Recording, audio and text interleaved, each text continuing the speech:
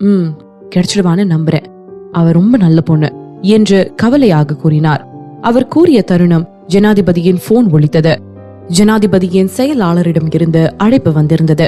ஜனாதிபதியை சந்திக்க சந்திரன் குடும்பத்தில் இருந்து ரவி வந்திருப்பதாக தெரிவித்தார். அவர் கூறியதை கேட்டதும் ஜனாதிபதி அதிர்ச்சியடைந்தார்.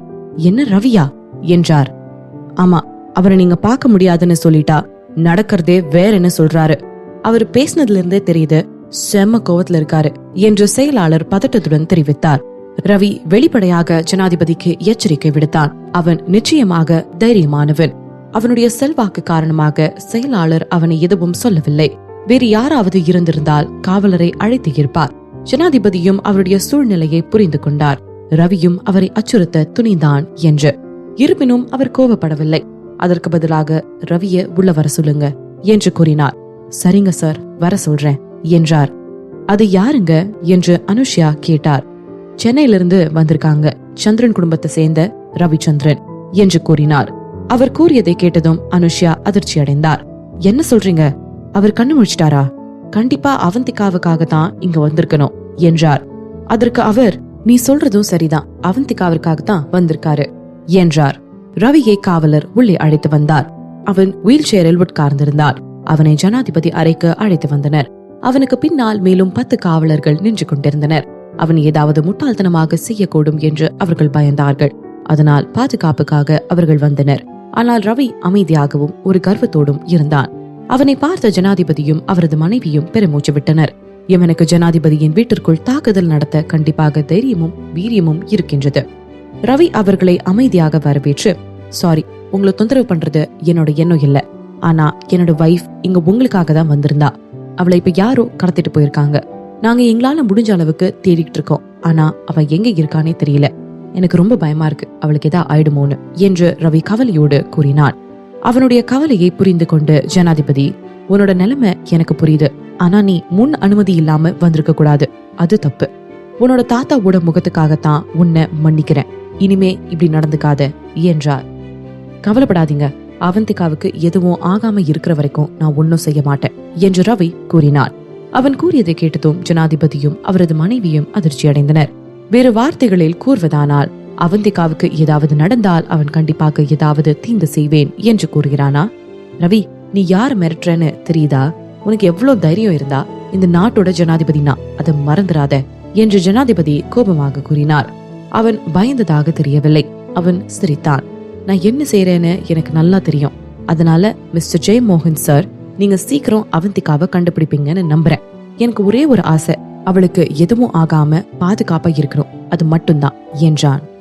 அவ பாதுகாப்பா இருப்பான்னு நாங்க நம்புறோம் என்று அனுஷ்யா கூறினார். கவலைப்படாத, போலீஸ் சீக்கிரமா அவளை கண்டுபிடிச்சிடும்னு நான் நம்புறேன் என்றார். நீங்க தான் போலீஸ் கண்டுபிடிச்சிடும்னு சொல்றீங்க, ஆனா அவ காணாம போய் பாதி நாள் முடிஞ்சிருச்சு. இன்னும் அவளை பத்தின எந்த தகவலும் கிடைக்கலையே என்று ரவி தனது கவலையை கூறினார். அதனாலதான் நான் நேர்ல உங்களை பார்க்க வந்தேன். உண்மையிலேயே என்னதான் நடந்தது என்கிட்ட சொல்லுங்க, எப்படி அவ காணாம போனா என்றான். அனுஷ்யா அவன் என்ன கேட்கிறான் என்பதை புரிந்து கொண்டார். அதனால் நடந்த அனைத்தையும் விரிவாக அவனிடம் கூறினார். அவர் கூறி முடித்ததும் காவலரிடம்தான் ஏதோ தவறு இருப்பதாக அவன் புரிந்து கொண்டான். பிளீஸ், நான் அந்த காவலரை பார்க்கணும்னு நினைக்கிறேன். பார்க்கலாமா?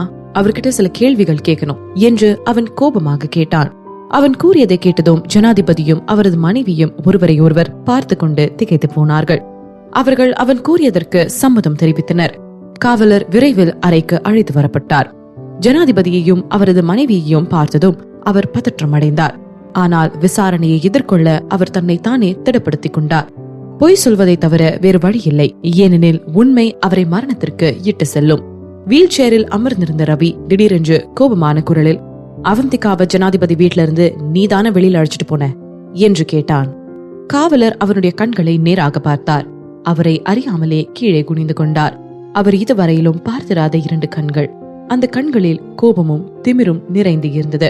அவன் நரகத்தில் ஒரு அரக்கனின் கண்களை பார்ப்பது போல அந்த காவலர் உணர்ந்தார். காவலர் அவனுடைய குரலில் திகைத்து போய் பயத்தில் நின்று கொண்டிருந்தார். ரவியின் அந்த கோரமான பார்வையை எதிர்கொண்டாலும் அவர் விரைவில் தன்னை நிதானப்படுத்திக் கொண்டார். தயங்கிக் கொண்டே, ஆமா ஆமா, நான் தான் அழைச்சிட்டு போனேன் என்று கூறினார். ரவி அந்த காவலரின் முகத்தில் இருந்து கண்களை அகற்றவில்லை. சரி, அப்படின்னா என்ன நடந்துச்சுன்னு விளக்கமா சொல்லு உங்களோட பாதுகாப்புல இருந்து எல்லாத்தையும் ஒரு வார்த்தை கூட விடாம சொல்லு என்றான். காவலர் இதற்கு முன்பு இந்த கதையை பலமுறை கூறியிருக்கிறார். இப்போது அவர் அதே கதையை மீண்டும் கூறினார். நான் அவந்திகா மேடத்தை வீட்ல இருந்து வெளியில கார்ல அழைச்சிட்டு போனேன். ஏர்போர்ட் சைட் தான் போயிட்டு இருந்தேன். மேடம் திடீர்னு என்ன வேற ரூட்ல போக சொன்னாங்க. சரின்னு நானும் போனேன். கொஞ்ச தூரம் போனதுக்கு அப்புறம் காரை நிப்பாட்ட சொன்னாங்க. அங்க ஒரு கார் ஏற்கனவே நின்னுட்டு இருந்துச்சு. அவங்க உடனே இறங்கி அந்த கார்ல ஏறி போயிட்டாங்க என்றார். அவங்க காரை நிப்பாட்ட சொன்னாங்க, நீங்க நிப்பாட்டிட்டீங்க, நீங்க வேற எதுவுமே கேட்கலையா என்று கேட்டான். நான் ஏன் மேடம் நிப்பாட்ட சொல்றீங்கன்னு கேட்டேன். எனக்கு கொஞ்சம் வேலை இருக்கு, அதனால இங்கேயே என்னை இறக்கி விட்டுடுங்கன்னு சொன்னாங்க. சரின்னு நானும் எதுவும் கேட்காம அங்கேயே இறக்கி விட்டுட்டு வந்துட்டேன் என்றார். அவ சொன்னா, அதனால நீங்க அவளை இறக்கி விட்டுடுவீங்க அப்படிதானே என்றான். காவலர் அமைதியாக, ஆமா, அவங்க இறக்கி விட சொல்லி ரொம்ப பிடிவாதம் பண்ணாங்க, அதனாலதான் அவங்களை என்னால தடுக்க முடியல என்றார். நீங்க தான் நல்ல பயிற்சி பெற்ற காவலராச்சே, உங்களுக்கு கண்டிப்பா சந்தேகம் வந்திருக்கும். நீங்க எந்த கார்ல ஏறி போனாங்க, காரோட கலர், நம்பர் இப்படி ஏதாவது பாத்தீங்களா என்றான். பார்த்தேன், அது ஒரு பிளாக் கலர் ஆடி கார், ஆனா நம்பர் பிளேட் சரியா பார்க்க முடியல என்றார். ரவி சிரித்துக்கொண்டே, என்ன, உங்களால கார் நம்பர் பிளேட்டை பார்க்க முடியலையா என்றான். ஆமா என்று உறுதியாக கூறினார். அவர் கூறியதை கேட்டதும் ரவி மிகுந்த கோபமானான். நான் திரும்பவும் கேக்குறேன், கார் பிளேட் நம்பர் என்ன, ஒழுங்கா மறைக்காம சொல்லிடுங்க என்றான். நான் தான் ஏற்கனவே சொல்லிட்டேனே, எனக்கு சரியா நம்பர் தெரியலன்னு, எனக்கு வேற எதுவும் தெரியாது என்றார். நீ போய் சொல்ற என்று ரவி கோபமாக கத்தினான். உங்க கார்ல இருக்கிறப்பயே அவந்திகா போன்ல அலர்ட் மெசேஜ் கொடுத்திருக்கா. அப்படி இருந்தும் சிக்னல் கொஞ்ச நேரம் மட்டும்தான் இருந்திருக்கு. அப்படின்னா அவ உங்க கார்ல இருந்து இறங்கினப்போ அவளோட போனை அழிச்சிருக்கணும். இல்ல தூக்கி போட்டிருக்கேன்னு எனக்கு ஏதோ சந்தேகமா இருக்கு. அவளுக்கு ஏதோ தப்பா இருக்குன்னு தோணிருக்கு, அதான் அவ அலர்ட் மெசேஜ் பண்ணிருக்கா. உனக்கு சந்தேகமா இருந்தா ஆதாரம் காமிக்கட்டுமா என்றான். அவன் கூறியதை கேட்டதும் காவலர் திகைத்து போனார். அவர் அந்த விஷயத்தை சுத்தமாக மறந்து விட்டார். நான் திரும்பவும் உங்ககிட்ட கேக்குறேன், யாரு அவந்திகாவை அழைச்சிட்டு போனது, யாருகிட்ட அனுப்பி விட்டீங்க, இப்போ சொல்ல போறீங்களா? ரவி தனது இரையை விழுங்க தயாரான ஒரு மிருகத்தை போல மிகுந்த ஆக்ரோஷத்துடன் கத்தினான். அவனுடைய இந்த கோபத்தை கண்டு பயந்து போனார். ஆனால் அவர் அதை மறைத்து விட்டார். நீங்க எதை பத்தி பேசுறீங்கன்னு எனக்கு சுத்தமா புரியல. நான் ஏன் அவங்களுக்கு எதுவும் பண்ண போறேன்? இங்க 2 பேருக்கும் என்ன பகையா என்ன என்றார். நீங்க திரும்ப திரும்ப பொய் சொல்லிட்டு இருந்தா நான் என்ன பண்ணுவேன்னு எனக்கே தெரியாது என்று தனக்கு அருகில் நின்றிருந்த காவலரின் பெல்ட்டில் இருந்த துப்பாக்கியை எடுத்து ரவி திடீரென எழுந்து நின்றான். அறையில் இருந்தவர்கள் அனைவரும் அதிர்ச்சி அடைந்தனர். அந்த காவலரால் எதுவும் செய்யக்கூட முடியவில்லை. காவலர் அதிர்ந்து போனார். அவனுடைய வேகம் மற்றும் எதிர்வினைகள் பல வருடம் பயிற்சி பெற்ற இந்த காவலரை விட வேகமாக இருந்தன. ஜனாதிபதியையும் அவங்க மனைவியையும் காப்பாத்துங்க. அங்கு நின்று கொண்டிருந்த காவலர்கள் உடனடியாக அவர்கள் இருவரையும் சுற்றி ஒரு பாதுகாப்பை உருவாக்கினர். அவர்களும் தங்கள் துப்பாக்கிகளை வெளியே இழுத்து துப்பாக்கியை கீழே போடு என்று கத்தினர். ரவி அவர்களை எல்லாம் புறக்கணித்துவிட்டு அவனுக்கு முன்னால் இருந்த காவலரிடம் சென்றான். துப்பாக்கியை அந்த காவலரின் நெற்றியில் வைத்துக் கொண்டு மிரட்டினான். அந்த காவலர் குழப்பமடைந்தார். ரவி இது போன்று ஏதாவது செய்வான் என்று அவர் எதிர்பார்க்கவில்லை. ரவியின் கண்களில் கொலைவெறி அப்பட்டமாக தெரிந்தது. நான் திரும்பவும் கேக்குறேன், அவளை யாரு அழைச்சிட்டு போனது? இப்ப மட்டும் சொல்லலனா இந்த புல்லட் அப்படியே உன் தலையில இறங்கிடும் என்றான். ஜனாதிபதி முன்னாடியே கொலை செஞ்சா உங்களால தப்பிக்க முடியாது. காவலர் அவரை நடுங்கும் குரலில் எச்சரித்தார். ரவி சிரித்தான். நான் இங்க வரத்துக்கு முன்னாடி எல்லாத்துக்கும் ரெடியா தான் வந்தேன் என்றான். அங்கே இருந்தவர்கள் அனைவரும் இவனுடைய செய்கையால் அதிர்ந்து போனார்கள். சென்னை, பெங்களூர் இந்த 2 நகரத்தோட பொருளாதாரமும் என்னோட கையில தான் இருக்கு. இந்த இடத்துல இருந்து நான் உயிரோட வெளியில போலனா இந்த 2 நகரத்தோட பொருளாதாரமும் மொத்தமா சரிஞ்சிடும். நான் என்ன சொல்றேன்னு புரியும்னு நினைக்கிறேன் என்றான். காவலர் திகைத்து போனார். ஜனாதிபதியும் அவரது மனைவியும் கூட குழப்பமடைந்தனர். நாட்டின் பொருளாதாரத்தையே அச்சுறுத்தும் அளவிற்கு ரவி துணிந்தானா? சென்னை மற்றும் பெங்களூர் 2 இந்தியாவின் மிகப்பெரிய மற்றும் மிகவும் வளர்ந்த நகரங்களாக இருந்தன. பெங்களூர் தான் நாட்டின் பொருளாதார மற்றும் வணிக மையமாக இருந்தது. சந்திரன் குடும்பம் பெங்களூர் சந்தையில் பாதியும் சென்னை சந்தையில் பாதியையும் அவர்களது வசத்தில் வைத்துக் கொண்டிருந்தது. ரவி உண்மையில் லூசத்தனமாக இந்த 2 நகரங்களின் பொருளாதாரத்தையும் அழித்துவிட்டால் முழு நாடும் முழுமையாக ஸ்தம்பித்துவிடும். அது மட்டுமல்லாமல் இது மற்ற நாடுகளுக்கு வழிவகுத்தாற் போல ஆகிவிடும். இது இந்தியா முழுவதும் பரவி பெரிய அளவிலான பாதிப்பை ஏற்படுத்தக்கூடும். ஒரு நாட்டின் பொருளாதாரம் என்பது உயிர் நாடி போன்றது, மிகவும் முக்கியமானது. அது சரிந்தால் அதன் விளைவுகள் கற்பனை செய்ய முடியாத அளவிற்கு இருக்கும். ரவி ஜனாதிபதியின் வீட்டிற்குள் நுழைய துணிந்ததில் ஆச்சரியம் இல்லை. அவன் அனைத்திற்கும் தயாராகத்தான் வந்திருக்கிறான்.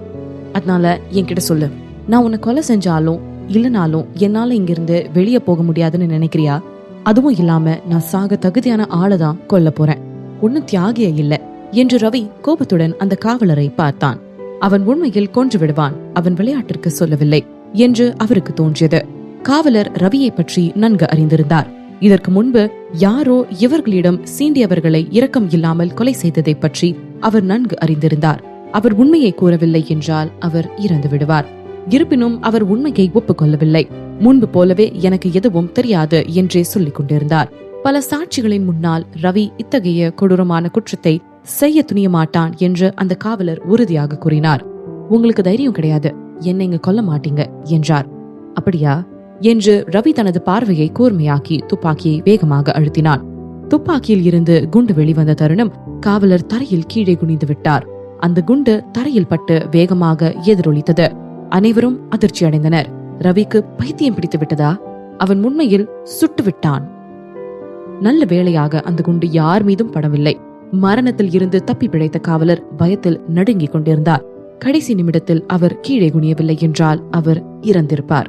ரவி உண்மையில் அவரை கொல்ல போகிறானா? ஏன் குனிஞ்சிட்ட? பயந்துட்டியா? நான் தான் எதுவுமே பண்ண மாட்டேன்னு சொன்னேன். மீண்டும் துப்பாக்கியை அவரை நோக்கி பிடித்துக் கொண்டு உணர்ச்சியற்ற கண்களால் ரவி அவரை பார்த்து கொண்டிருந்தான். அவன் அரக்கனை போல வேகமாக சிரித்தான். அவனுடைய வார்த்தைகள் ஒவ்வொன்றும் தீப்பிழமாக இருந்தன. அங்கு இருந்த அனைவரையும் நடுங்க வைத்தது. நீ சாவுக்கு ரொம்ப பயப்படுற, சரி விடு, நான் உன்னை கொல்லல. ஆனா உனக்கு பதிலா வேற ஒருத்தவங்க கஷ்டப்பட வேண்டியிருக்கும். உனக்கு குடும்பம், பொண்டாட்டி, புள்ளன்னு இருக்கும்னு நினைக்கிறேன். என்ன இருக்குதானே? நான் அவங்க கிட்ட இருந்து ஸ்டார்ட் பண்ணட்டுமா?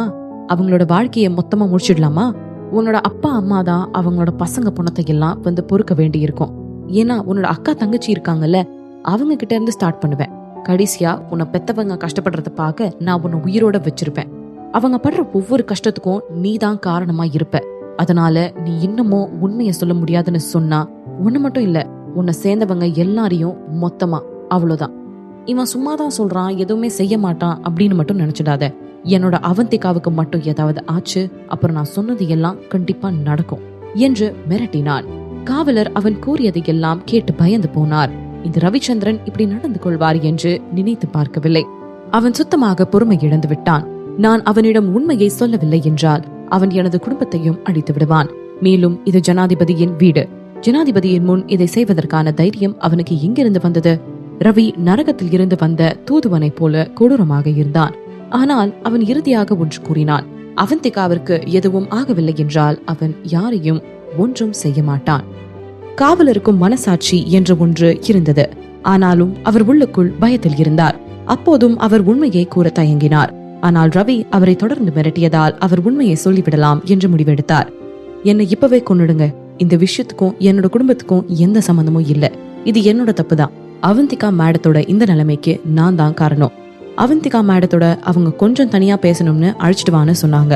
அதனால நான் தான் அவங்க கிட்ட அழைச்சிட்டு போனேன். அவங்க பேசதான் போறாங்கன்னு நான் நினைச்சேன்.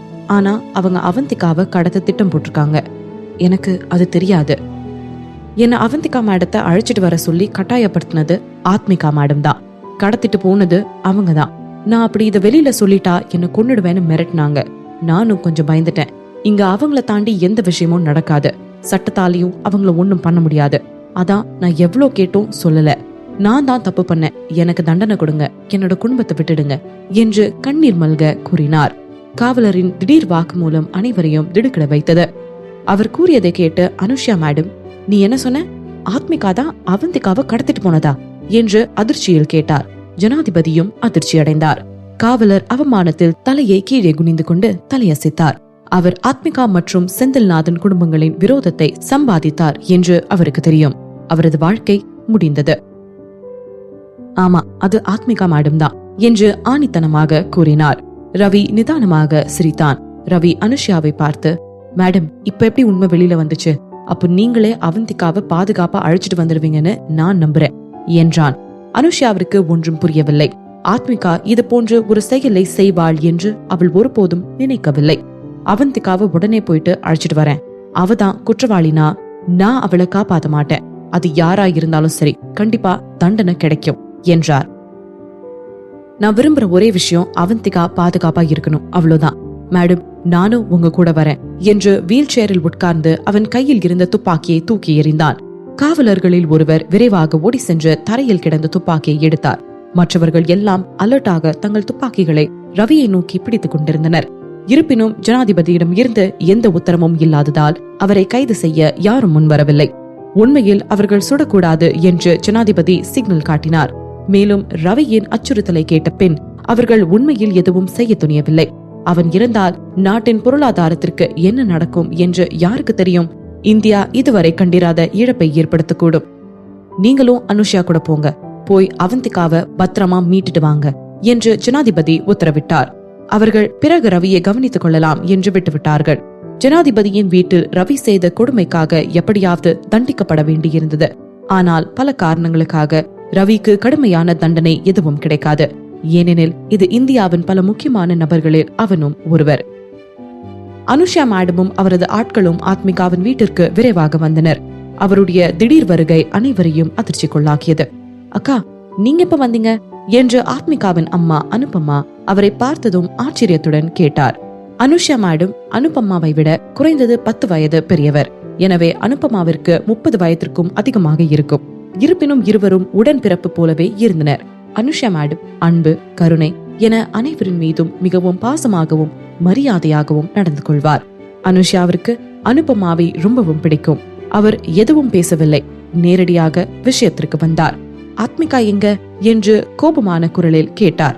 அனுபமாவின் கண்கள் அவர்களுக்கு பின்னால் நின்று கொண்டிருந்த ஏராளமான காவலர்களை கவனித்தன. அவர் நிலைமையை புரிந்து கொண்டு, என்னாச்சு, ஏதாவது பிரச்சனையா, ஆத்மிகா ஏதாவது தப்பு பண்ணிட்டாளா என்று கேட்டார். அவர் கூறுவதை எதுவும் காதில் வாங்காமல் அவள் எங்கே என்று அனுஷா கோபமாக கேட்டுக்கொண்டே இருந்தார். அனுபமா புரிந்து கொண்டாள். அவர் ஏதோ மிகவும் முக்கியமான விஷயத்திற்காக தான் வந்திருக்கிறார் என்று புரிந்து கொண்டார். மாடியில அவளோட ரூம்ல தூங்கிட்டு இருக்கான்னு நினைக்கிறேன் என்றாள். அவளை வர சொல்லு, போய் கூட்டிட்டு வா என்று அனுஷா அங்கு நின்று கொண்டிருந்த வேலைக்காரிக்கு உத்தரவிட்டார். நிச்சயமாக அந்த வேலைக்கார பெண்ணால் முடியாது என்று கூற முடியாது. அனுபமா உடனடியாக பதற்றம் அடைந்தார். நீங்க ஏன் இவ்வளவு கோவமா இருக்கீங்க? அவ அப்படி என்ன தப்பு பண்ணிட்டா?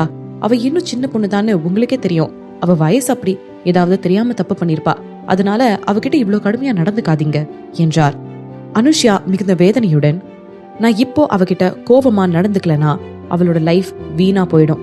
நம்ம இவ்ளோ தூரம் கொடுத்த செல்லம் தான் இப்படி பண்ணிட்டு வந்து நிக்கிறா என்றார். ஏன், என்ன இப்படி பேசுறீங்க என்று அனுபமா மிகுந்த கவலை அடைந்தாள். ஆத்மிகா அப்படி என்ன தப்பு பண்ணா? ஏதோ ரொம்ப சீரியஸா இருக்குமோ என மனதிற்குள் யோசித்தாள்.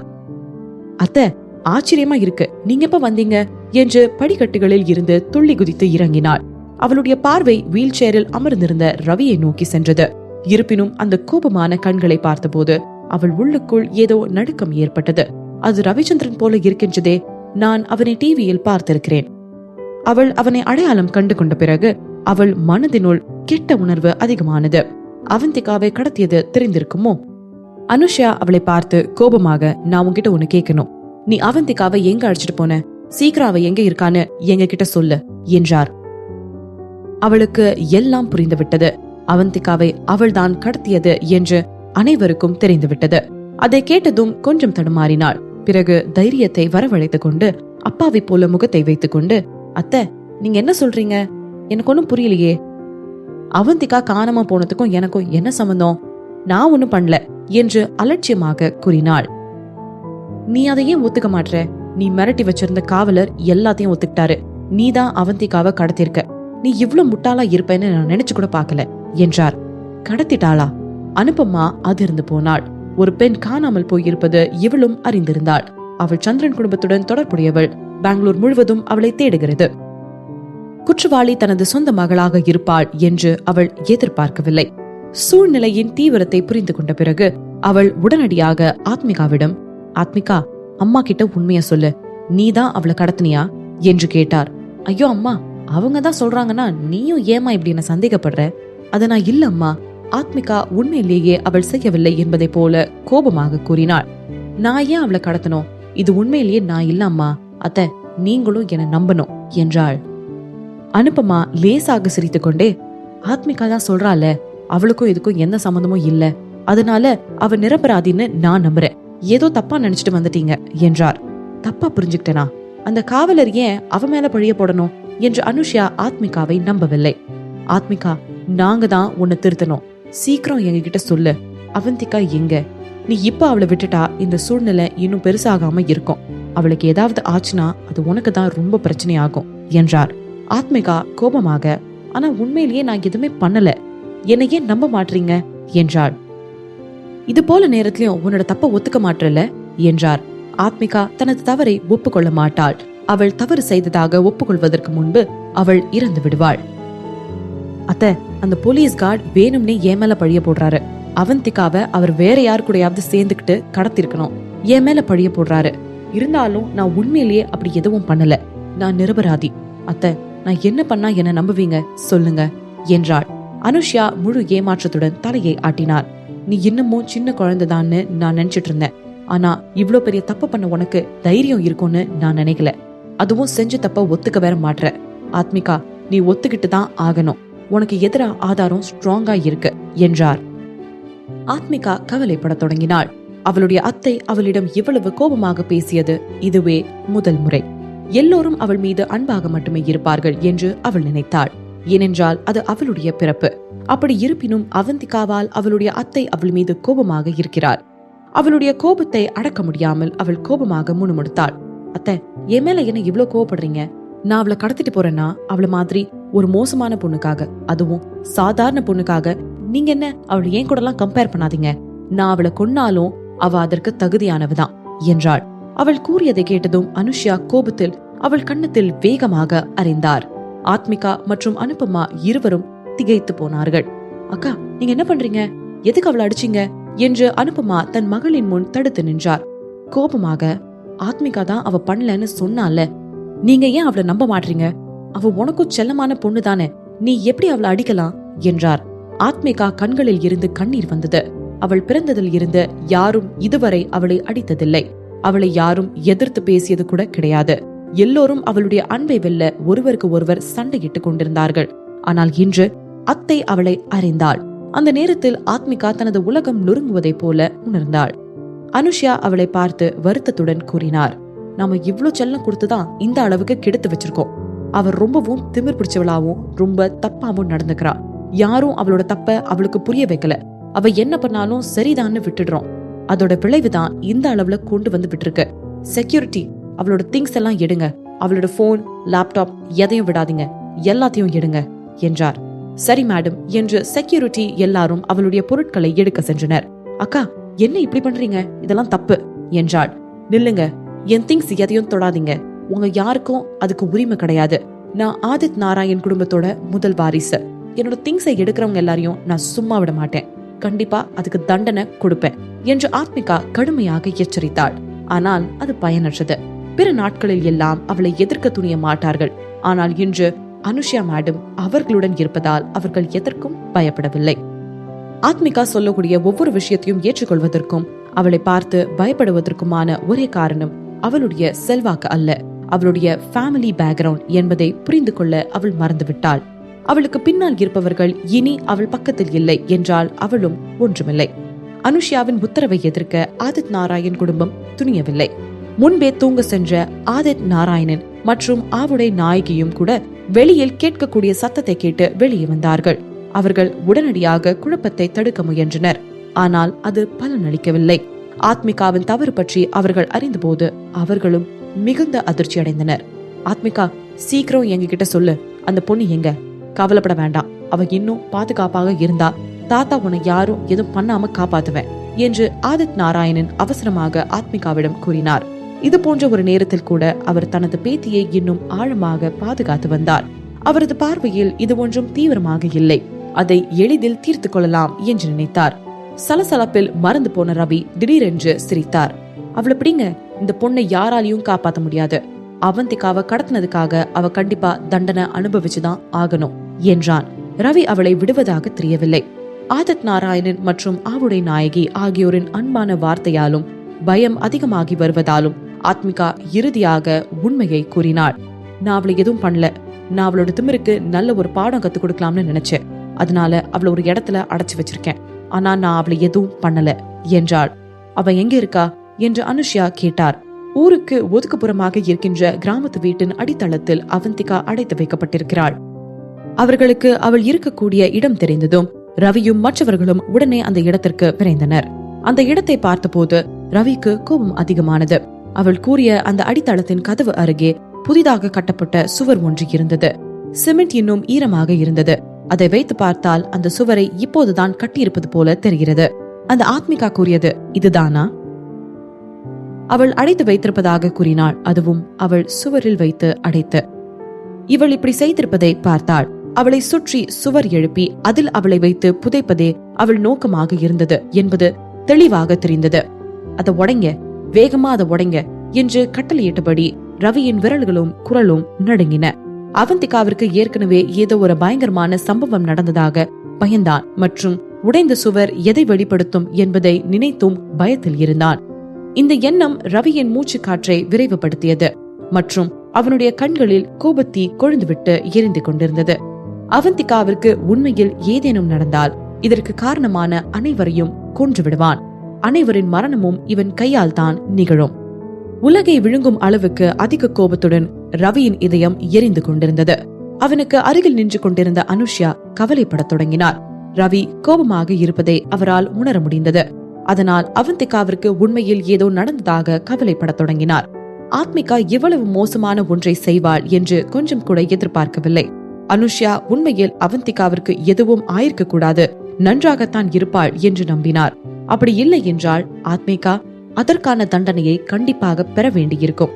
ரவி ஜனாதிபதியையே மிரட்ட துணிந்தான். அதனால் அவன் ஆத்மிகாவை என்ன செய்வான் என்று கற்பனை செய்து கூட பார்க்க முடியாது. கண்டிப்பாக ஆத்மிகா காப்பாற்றப்பட வேண்டும் என்றால் அவந்திகா நன்றாக இருக்க வேண்டும் என்று அனுஷ்யா மனதார கடவுளிடம் வேண்டிக் கொண்டார். இல்லையெனில் பெங்களூரின் அமைதியை ஒரு பெரிய சுனாமி தாக்குவது போல அந்த நகரமே சிதைந்துவிடும். அனைவரின் பதட்டமான பார்வையின் கீழ் சுவர் விரைவாக உடைக்கப்பட்டது.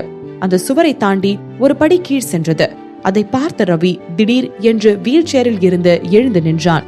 அவன் இருளில் மூழ்கி கிட்டத்தட்ட படிக்கட்டுகளில் தட்டு தடுமாறி கீழே சென்றான். காவல் துறையினரால் கூட அவனுடைய வேகத்திற்கு ஈடு கொடுக்க முடியவில்லை. காவல்துறையினர் டார்ச் லைட் கொண்டு வந்தனர். அங்கு மூடி இருக்கக்கூடிய அறையை ரவி கவனித்தான். அவன் அந்த கதவை பிடித்து மேலே எட்டி பார்த்து, அவந்திகா, உனக்கு நான் பேசுறது கேக்குதா? அவந்திகா என்று கத்தினான்.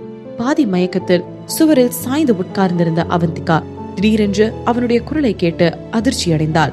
அது ரவி போல தெரிகிறதே, ஆனால் அது எப்படி சாத்தியம்? அவன் இன்னும் மயக்கத்தில் இல்லையா? அவந்திகா என்று வேகமாக கதவை எட்டி உதைத்தான். கதவு உடைந்து போய் விழுந்தது. அவன் உள்ளே நுழைந்து அங்கும் இங்கும் தேடினான். அவர்கள் உடனடியாக மூலையில் கிடந்த அவந்திகாவை பார்த்தார்கள். ரவி அதிர்ச்சியில் கண்களை விரித்தபடி அவளை பார்த்து கொண்டிருந்தான். அவள் கண்களை திறக்க முடியவில்லை. அவனுடைய மங்கலான உருவம் மட்டும் அவளுடைய கண்களுக்கு தோன்றியது. திடீரென்று வெளிச்சத்தை தாண்டி அவள் கண்கள் மீண்டும் இருட்டில் துளைந்து போனாள். அவள் கண்களை சுருக்கி ஐ எம் ஃபைன் என்று மெதுவாக கூறினாள். ஐ எம் ஃபைன் என்ற இந்த குறுகிய வார்த்தையை ரவி முற்றிலும் பனியாக மாற்றி அவனுடைய கோபத்தை எல்லாம் நீராக கரைத்தது. அவன் அவந்திகாவை நோக்கி கவலையுடன் அடியெடுத்து வைத்தான். இறுதியில் அவனுடைய பெரிய உடல் வெளிச்சத்தை மறைத்து அவந்திகாவை அவனுடைய நிழல் மூடியது. அவந்திகா இறுதியாக தெளிவாக காண கண்களை திறந்தாள். அது உண்மையில் ரவிதான். அது அவனுடைய மாயை அல்ல. அவன் இறுதியாக மீண்டும் தன் முன் கம்பீரமாக நிற்கின்றான். அவந்திகாவின் கண்ணீர் நிறைந்த கண்கள் அவனை உறுதியாக பார்த்தன. ரவியும் அவளது கண்களில் அசையாமல் பார்த்து கொண்டிருந்தாள். 1000 ஆண்டுகளாக பிரிந்து இருந்த ஜோடியைப் போலவே அவர்கள் ஒருவருக்கு ஒருவர் முகத்தின் ஒவ்வொரு அங்குலத்தையும் பார்த்து கொண்டிருந்தார்கள். ஒரு நொடி கண் சிமிட்டும் நேரத்தை கூட வீணாக்க விரும்பவில்லை. அவனை இன்னும் நெருக்கமாக பார்க்க விரும்பிய அவந்திகா எழுந்து நிற்க முயற்சி செய்தாள். அடுத்த நொடி அவள் ரவியின் மேல் தடுமாறி விழுந்தாள். ரவி அப்படியே அவளை அவன் கைகளில் தாங்கினான். ரவி அவளை இறுக்கி அணைத்துக் கொண்டான். ரவி இப்போதுதான் தன்னுடைய உயிர் மீண்டு வந்தது போல இருந்தது. தன்னை அறியாமல் அவந்திகாவும் அவனை அணைத்துக் கொண்டாள். அவர்கள் சிறிது நேரம் அமைதியாக அப்படியே இருந்தார்கள்.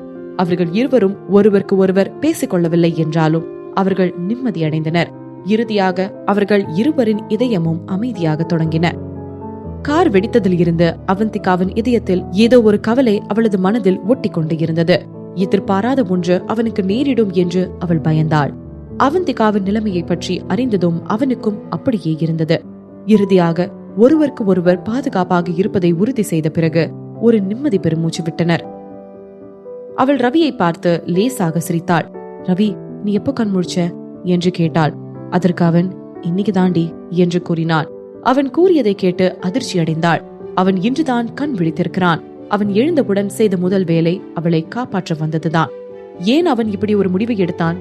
இப்போதுதான் அவன் மீண்டும் வந்திருக்கிறான். அதுவும் இவ்வளவு தூரம் பயணம் செய்து வந்திருக்கிறான். அவனுக்கு ஏதாவது ஆகிவிடுமோ என்று நினைத்து அவந்திகா கவலைப்பட தொடங்கினாள்.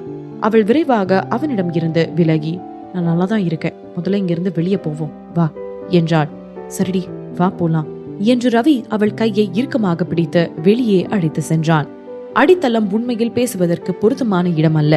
மேலும் அவன் அவளை செக் செய்வதற்காக ஹாஸ்பிட்டல் அழைத்து செல்ல நினைத்தான். அவளுக்கு ஏதேனும் காயங்கள் ஏற்பட்டு இருக்கலாம் என்று அவன் பயந்தான். ரவியின் உதவியுடன் அவந்திகா அடித்தளத்தை விட்டு வெளியேறினாள். அப்போதுதான் அவள் உடைந்து கிடந்த சுவரை கண்டாள். அதனால் குற்றவாளி உண்மையில் அவளை இதிலே அடைத்து வைத்துக் கொள்ள நினைத்தாள். இருப்பினும் அவளுடைய திட்டம் தோல்வியடைந்தது. இது நிச்சயமாக பழிவாங்கும் நேரம். உமிழும் உறுதியின் ஒரு மின்னல் அவள் கண்களை கடந்தது. அவள் வெளியே வந்து அனுஷா மேடத்தை பார்த்த உடனே இதை யார் செய்தது என்று புரிந்து கொண்டாள். அவந்திகாவை பார்த்ததும் அவளுடைய அருகில் வந்து, அவந்திகா, எப்படி இருக்க? நல்லா இருக்கல்ல? உனக்கு எதுவும் ஆகல என்று கேட்டார். அனுஷா மேடமே தனிப்பட்ட முறையில் அங்கு இருந்ததால் குற்றவாளி வேறு யாரும் இல்ல, ஆத்மிகா தான். நான் நல்லாதான் இருக்கேன் மேடம், என்னை யாரு கொலை பண்ண நினைச்சது என்றாள். அவள் தன்னுடைய கருத்தை வலியுறுத்த கொலை என்ற வார்த்தையை பயன்படுத்தினாள். அவள் கூறியதை கேட்டதும் அவள் என்ன சொல்வது என்று புரியாமல் தடுமாறியபடியே அனுஷா பெருமூச்சு விட்டார். ஆத்மிகாவை காப்பாற்றும் எண்ணம் அவளுக்கு இருந்தாலும் கூட அது இனி சாத்தியமில்லை. அவந்திகாவை கொலை செய்யும் எண்ணம் அவளுக்கு இல்லை என்று சொன்னால் இனி யார் நம்புவார்கள்? அடித்தளத்தின் வாசல் கூட ஒரு தடிமான சுவரால் மூடப்பட்டிருந்தது. இது கொலை முயற்சி இல்லை என்றால் வேறு என்ன? ஆத்மிகா என்ன செய்தாள் என்று யோசித்த போது அனுஷாவிற்கு அவளின் மேல் கோபம் அதிகமானது. ஆனால் நாள் முடிவில் அது அவளுடைய செல்ல வளர்ப்பு மகள். அவள் தண்டனையை அனுபவிப்பதை விரும்ப மாட்டார். அனுஷா தயங்கியபடியே, அது ஆத்மிகா தான் இந்த வேலையை எல்லாம் பார்த்தது. அவ ரொம்ப சின்ன பொண்ணு, என்ன செய்யறோம்னு தெரியாம இப்படி உன் மேல இருக்கிற கோவத்துல இப்படி பண்ணிட்டா. அவ உன்னை கொஞ்சம் தண்டிக்க நினைச்சதா சொன்னா. ஆனா அவ இந்த அளவுக்கு பண்ணுவான்னு நாங்க யாரும் எதிர்பார்க்கல. இருந்தாலும் கவலைப்படாத, ஏன்னா நாங்க அவளை மன்னிக்க மாட்டோம் என்றார். என்ன சொல்றீங்க? இது பண்ணது ஆத்மிகாவா? இருந்தாலும் எனக்கு ரொம்ப ஆச்சரியமா இருக்கு. ஆத்மிகா ஏன் என்ன கொல்ல நினைச்சா? எங்களுக்குள்ள அந்த அளவுக்கு ஒண்ணுமே இல்லையே. அதுவும் இல்லாம எனக்கும் அவளுக்கும் எந்த சண்டையோ பகையோ எதுவுமே கிடையாது. அப்படி இருக்கிறப்போ ஏன் அவளை பார்த்தா இந்த அளவுக்கு செய்யறவளாவும் தெரியல. எனக்கு புரியல, அவ ஏன் என்ன இந்த அளவுக்கு வெறுக்கிறா என்றாள். அவள் கூறியதை கேட்ட அனுஷாவே ஆச்சரியப்பட்டார். அவந்திகா சரியாகத்தான் கூறினாள். ஆத்மிகா அவளுக்கு ஒரு பாடம் கற்பிக்க நினைத்தாலும் அவள் இந்த அளவுக்கு துணிந்து செய்ய எந்த காரணமும் இல்லை.